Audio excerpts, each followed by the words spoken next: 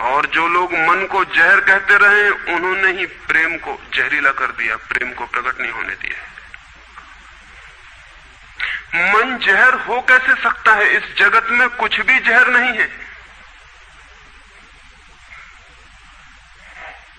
परमात्मा के सारे उपक्रम में कुछ भी विष नहीं है, सब अमृत है।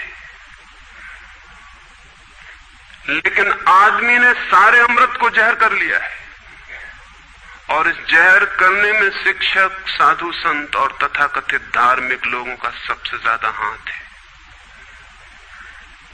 इस बात को थोड़ा समझ लेना जरूरी है, क्योंकि अगर ये बात दिखाई न पड़े तो मनुष्य के जीवन में कभी भी प्रेम भविष्य में भी नहीं हो सकेगा।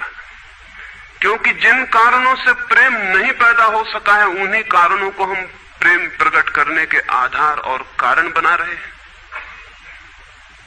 हालतें ऐसी हैं कि गलत सिद्धांतों को अगर हजारों वर्ष तक दोहराया जाए तो फिर हम ये भूल ही जाते हैं कि सिद्धांत गलत हैं, और दिखाई पड़ने लगता है कि आदमी गलत है, क्योंकि उन सिद्धांतों को पूरा नहीं कर पा रहा है। मैंने सुना है एक सम्राट के महल के नीचे से एक पंखा बेचने वाला गुजरता था और जोर से चिल्ला रहा था कि अनूठे और अद्भुत पंखे मैंने निर्मित किए हैं। ऐसे पंखे कभी भी नहीं बनाए गए, ये पंखे कभी देखे भी नहीं गए हैं। सम्राट ने खिड़की से झांक के देखा कि कौन है जो अनूठे पंखे ले आया।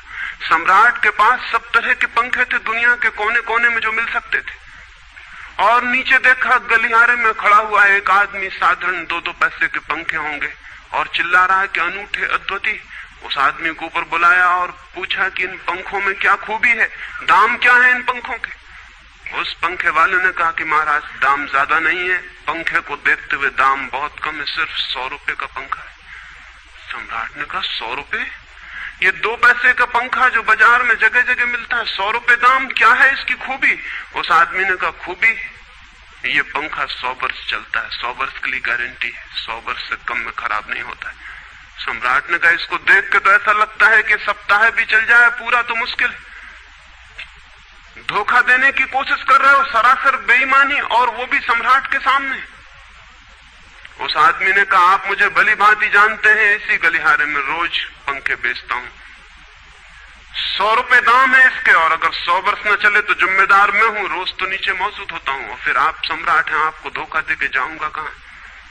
वो पंखा खरीद लिया गया। सम्राट को विश्वास तो न था, लेकिन आश्चर्य भी था कि यह आदमी सरासर झूठ बोल रहा है, किस बल पर बोल रहा है।